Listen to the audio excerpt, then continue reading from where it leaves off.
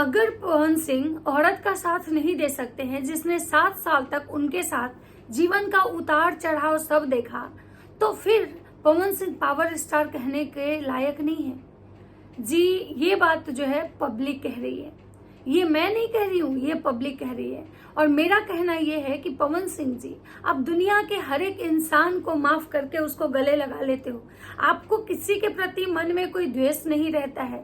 आपके साथ बहुत लोग बहुत कुछ गलत किया, लेकिन उसके बावजूद भी आप उसको हंसते हंसते माफ कर देते हो। लेकिन ज्योति सिंह आखिर कौन सा ऐसा गुनाह कर दी है? ज्योति सिंह से आखिर आपको इतनी प्रॉब्लम क्यों है? क्या है इसका कारण?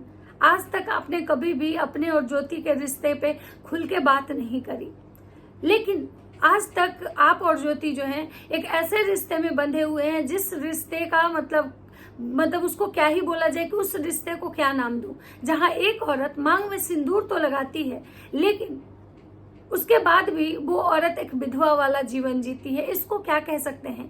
तो हेलो दोस्तों, राधे राधे। कैसे हैं आप लोग? उम्मीद कर रहे हूँ बहुत अच्छे होंगे, स्वस्थ होंगे, मस्त होंगे, अपने काम में व्यस्त होंगे। मैं प्रिया शर्मा और मैं अपने इस नए वीडियो में आप लोग का स्वागत करती हूँ। दोस्तों, आशा करती हूँ जो हमारे चैनल पे नए जुड़े हैं हमारे चैनल को सब्सक्राइब करेंगे, लाइक कमेंट्स और मुझे बहुत सारा प्यार देंगे, ताकि मैं इसी कॉन्फिडेंस के साथ आप लोग के साथ अपनी बातें शेयर करूँ। दोस्तों, मैं रात के 2:30 बजे, 2:45 बजे आप कह सकते हो, मैं ये वीडियो शूट कर रही हूँ। क्यों?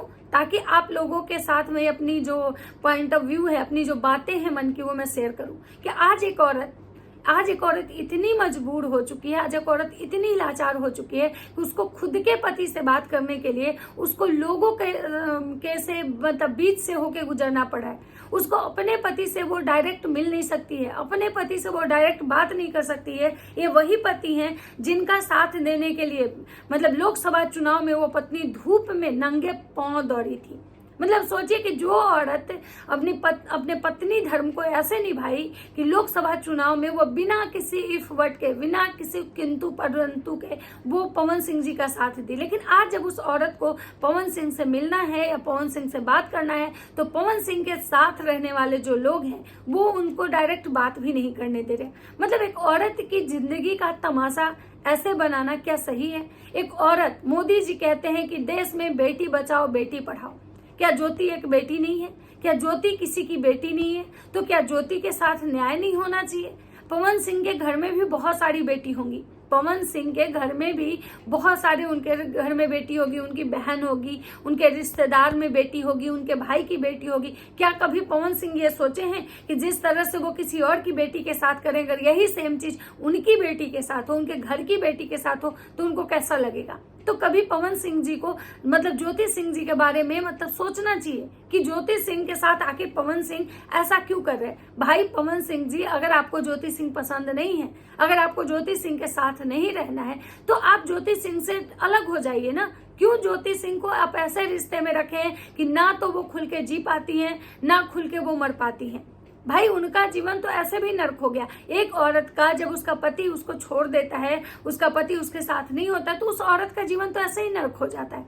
लेकिन उसके बावजूद भी आप ज्यादा नर्क बना रहे, इसलिए कि जब आपको मन होता है तो आप उनको बुला लेते हो, उनसे मिल लेते हो, या उनके साथ प्रचार में जाते हो, उनको गाड़ी खरीद के गिफ्ट देते हो। और जब आपका मन नहीं होता है तो आप उनसे मिलना तक मतलब ये नहीं करते हो, आप उनसे फोन तक पे भी बातें नहीं करते हो। रही बात उनके पिताजी की, तो उनके पिताजी भी मतलब बोले थे कि बहुत जल्द जो है हम पवन सिंह से मिलने वाले हैं और मिल के बात करने वाले हैं कि आखिर मतलब क्या करना है। मतलब भाई आप उनको डाइवोर्स भी नहीं दे रहे हो, आप उनको मतलब फ्री भी नहीं कर रहे हो, और आप जो है उनको तिल तिल घुटा घुटा के मार रहे हो। तो ये कहीं से इंसानियत नहीं है। भाई आपको नहीं रहना है, मत रहिए, आपका पर्सनल कॉल है, रहना है नहीं रहना है। लेकिन किसी को इस तरह से मतलब क्या बोलते हैं, घुट घुट के मारना, ये भी सही नहीं है। आप तो पावर स्टार है। आप कहते हैं ना कि पवनवा का कंधा हमेशा दाग डाल रहा है, पवनवा हमेशा सबका भला सोचता है लेकिन उसके साथ बुरा हो जाता है। तो लेकिन यहाँ ज्योति सिंह के साथ जो भी हो रहा है, कहीं से किसी को भला नहीं लग रहा है। ज्योति सिंह की आखिर गलती क्या है? क्या गलती है उनकी? भाई शादी आपकी अरेंज मैरिज हुई थी, ऐसा भी नहीं था कि लव मैरिज हुई थी। शादी के बाद मतलब बहुत अच्छा चल रहा था, अचानक पता नहीं क्या ऐसा हुआ कि आप दोनों की शादी में आप दोनों की शादी में कि आप उनका शक्ल तक देखना नहीं पसंद करते हैं, मतलब उनसे फोन तक पे भी बात करना नहीं पसंद करते हैं। और यही लोकसभा चुनाव में आप उनको स्टेज पे उनको सिंदूर लगा रहे थे। तो फिर ये क्या था भाई? मतलब ऐसा अभी मतलब क्या ही बोले। आज ज्योति सिंह का जो पोस्ट आया है उसको देखने के बाद मन इतना भावुक हो गया, इतना भावुक हुआ कि लगा कि भाई एक औरत, और ये कहानी सिर्फ ज्योति सिंह की नहीं है, ये कहानी समाज के हर उन औरतों की है जो समाज में अपने पति के नाम का सिंदूर तो लगा रही हैं लेकिन उनका पति उनके साथ नहीं है। ये कहानी है समाज के हर उन औरतों की है जो कि अपने पति के लिए, पति के नाम से जानी तो जाती हैं लेकिन पति का सुख उनको नहीं मिल रहा है। ये कहानी हर वो औरतों की है जो शादीशुदा तो है लेकिन विधवा वाला जीवन जी रही है। ये कहानी सिर्फ ज्योति सिंह की नहीं है, ये कहानी आप समाज में बहुत ऐसी महिलाएं आपको मिलेंगी जिनका पति जिंदा है लेकिन वो पति उनके साथ नहीं है, जिनका पति तो है लेकिन पति उनको छोड़ के चला गया है, जिनका पति तो है लेकिन उनका पति किसी और के साथ रहता है। तो चलिए मैं पढ़ती हूँ ज्योति सिंह का पोस्ट की ज्योति सिंह का पोस्ट क्या है। इनको मतलब कोई एक हैं जिन्होंने मतलब ये क्या है, पहले मैं ज्योति सिंह का पोस्ट पढ़ लेती हूँ। आदरणीय पति श्री पवन सिंह जी, मैं आज कई महीनों से आपसे कुछ पारिवारिक और राजनीतिक मुद्दों पे बात करने की कोशिश करती आ रही हूँ, लेकिन आपने या आपके साथ रहने वाले लोगों ने मेरे कॉल मैसेज का रिप्लाई देना शायद उचित नहीं समझा। मैं आपसे मिलने लखनऊ तक गई थी। छठ के समय आप जब डिहरी में आए थे तब उस समय मैं आपसे मिलना उचित समझा, लेकिन आपने मिलने से मना कर दिया। बोला गया कि बॉस बोल रहे हैं कि लखनऊ में मिलना। पिछले 2 महीने पहले मेरे पापा जी आपसे मिलने गए लेकिन कोई सकारात्मक रिजल्ट आपने नहीं दिया। दुनिया का कौन सा बड़ा पाप मैंने किया है जिसकी इतनी बड़ी सजा मुझे दी जा रही है? मेरे माँ बाप के इज्जत से खेलने का काम किया जा रहा है।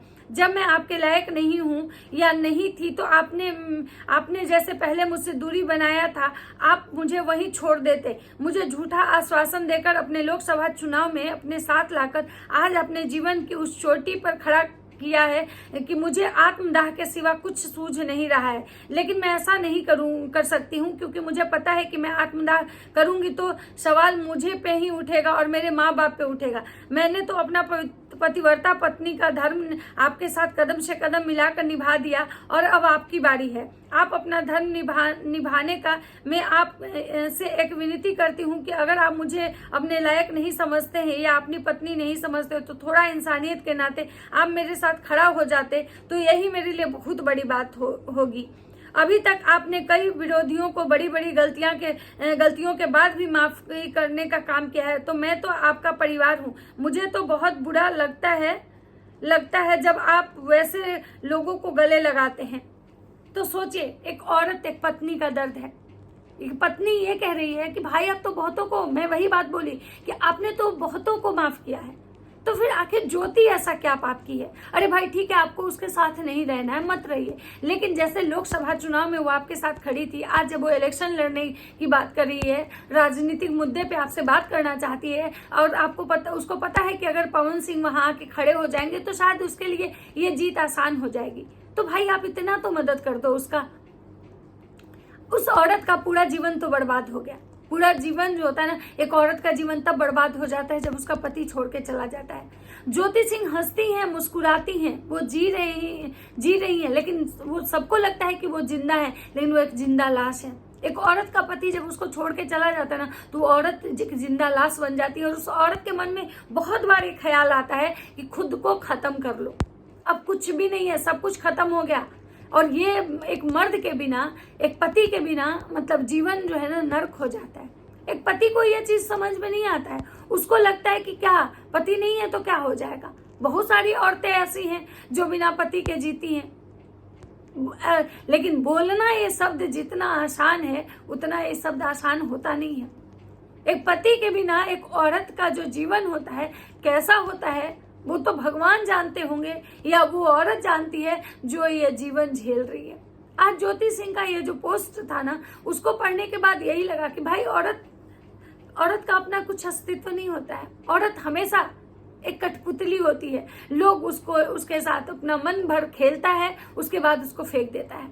उसके बाद मैं कुछ चीजें पढ़ूंगी जो आया है पवन सिंह के। ज्योति सिंह के इस पोस्ट के बाद पूरा सोशल मीडिया पे एक हलचल मचा हुआ है। जहां देखिए ज्योति सिंह, पवन सिंह की ही बातें हो रही है, मतलब इंटरनेशनल न्यूज चैनल तक पे भी ये बातें हो रही है। आप सोच सकते हो कि ये कितना बड़ा मुद्दा है, क्योंकि ज्योति सिंह ने आत्मदाह की बात करी है कि मतलब मैं ऐसे हालात में पहुंच चुकी हूं कि मुझे मन कर रहा है कि मैं आत्मदाह करूं, लेकिन मैं नहीं करूंगी, क्योंकि मुझे पता है कि मैं जब आत्मदाह करूंगी तो मुझ पे ही सवाल उठेंगे, मेरे परिवार पे सवाल उठेंगे, जिसकी वजह से मैं नहीं करूंगी। ज्योति सिंह का कहना है कि अगर आपको मुझे अपनाना नहीं था, मैं आपके लायक नहीं थी, तो मुझे उसी हालात में छोड़ देते जैसे आपने पहले छोड़ा था। लेकिन आप मुझे आश्वासन दिए, मतलब कि समझिए कि आश्वासन दे के पवन सिंह उनको लोकसभा चुनाव में बुलाए, उनको एक अच्छा मतलब एहसास करवाए कि उनका एक नए रिश्ते का एहसास करवाए, और उसके बाद उनको मतलब एक तरह से समझिए कि ये धोखा है, चीट किए पवन सिंह ज्योति सिंह को दोबारा। अब बात करते हैं कि इनको लेके बहुत सारे लोग जो है बहुत गंदे गंदे कमेंट्स आ रहे हैं पवन सिंह को। और यहाँ पे किसी ने लिखा है कि जब निभाना ही नहीं था तो रिश्ता क्यों जोड़ा। एक पत्नी की अकाल मृत्यु प्राप्त हुई, फिर अक्षरा का रिश्ता टूटा और फिर ज्योति से विवाह किया और चुनावी मंच पे वादे किए, लेकिन चुनाव जीतते ही उसे भी धोखा दिया। सही बात है, ये तो धोखा ही है ना भाई। यही राजनीति की मंच पर झूठे सपने दिखाओ और व्यक्तिगत जीवन में लोगों को छलते रहो। पवन सिंह, अगर यही सीख युवाओं को देने वाले हो कि रिश्ते सिर्फ चुनावी लाभ तक चलते हैं और बाद में पत्नियां बोझ बन जाती हैं, तो फिर इससे बड़ा कलंक और क्या होगा। अभिनय नहीं है ये, सीन बदलते ही किरदार बदल जाते हैं। ये विवाह है जहां निभाना पड़ता है। लगता है ऐसे स्टारडम पर जो अपने ही घर की स्त्री की चीख नहीं सुन सकता, लेकिन मंच पर नायक बनने का दिखावा करता है। लगता है उस शक्ति पर जो अपने परिवार को अपमानित कर दे, और लानत है उस सोच पर जो अपनी पत्नी को आत्महत्या तक के विचार में धकेल दे। पवन सिंह को शर्म आनी चाहिए कि विरोधियों को गले लगाने वाले हाथ अपनी ही पत्नी के लिए पत्थर बन गए हैं। आज सवाल सिर्फ ज्योति सिंह का नहीं है, सवाल उन तमाम औरतों का है जिन्होंने मंचों पर वादे के नाम पर धोखा दिया जाता है। अगर रिश्ते निभा नहीं सकते हो तो पावर स्टार नहीं, धोखा स्टार। सही बात है। तो ये जो कोई भी मतलब ये बोले, बिल्कुल सही बोले कि अगर आपको नहीं निभाना है ना भाई, तो रिश्ता बनाते ही क्यों हो। और आपने एक नहीं, आपके जीवन में 4-5 ऐसी औरतों के बारे में आया है जिसको आपने धोखा दिया। आपने अक्षरा सिंह को धोखा दिया था, ये भी एक मतलब ये था। तो भाई आखिर क्यों आप ऐसा क्यों कर रहे हो। ये आपकी पत्नी है और इनका आपने यूज किया है, एक तरह से आप कहा जाए तो आपने इनका यूज किया, और यूज एंड थ्रो मतलब धोखा दिया आपने इनको।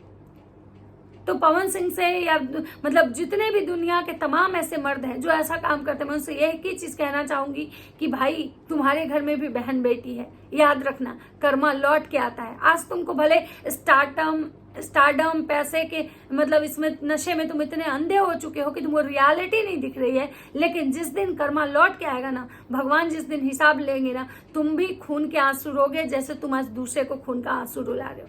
पवन सिंह को मैं बहुत पसंद